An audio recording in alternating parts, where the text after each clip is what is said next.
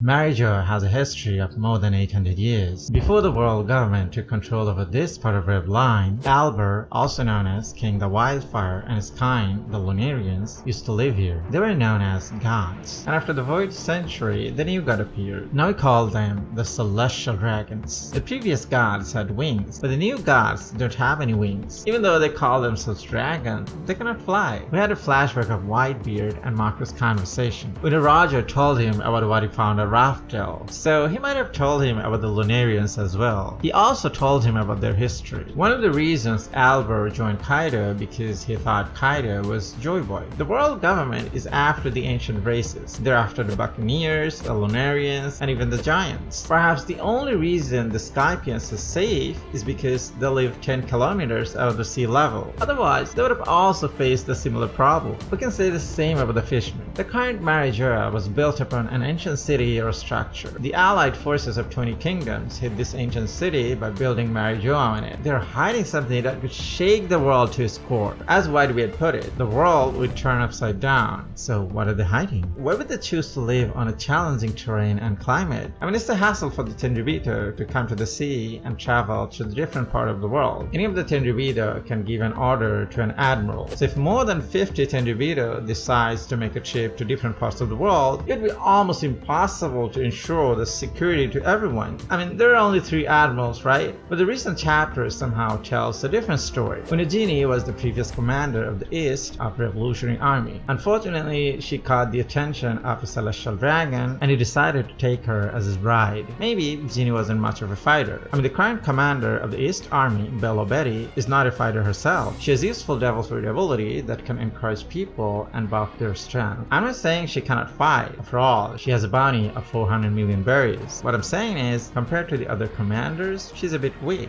Probably is the tradition of the Revolutionary Army to assign someone who has special ability. For example, the ability of wiretapping, stealing information or valuables, and encouraging people. So probably that was the reason the Celestial Dragon took Ginny to Mary Geoise without any problem. But I have a different theory. When the Blackbeard pirates wanted to exchange jewelry Bonney for a ship to the Marines, Akainu made an appearance. Their conversation was very intriguing. Akainu said, "When I heard you escape, it sent chill down my spine." In response, Bonney said, "I hate you guys." Previously, I was kind of confused. I didn't know if she was talking about the Blackbeard pirates or the government, but this Egg Island arc clarified most of it. Now, why is Bonney so important to the government? Ginny was infected with an incurable disease, the Sapphire Skull, and because of that, that Celestial Dragon didn't want her anymore. But why did she want to take Bonney out of Mary Geoise? Wouldn't she live a better life as a descendant of Celestial Dragon? What was the problem? What was she afraid of? I think Imu Sama also has that incurable disease, the Sapphire Skull. Imu cannot go out and get exposed to sunlight or moonlight. He has no way to go out and explore the One Piece world. Probably it is a side effect of eternal youth surgery. It's also possible it was the side effect of using the national treasure of Mary Geoise. In any case, Imu has the Sapphire Skull disease. Now, why is Bonney so important to Akainu?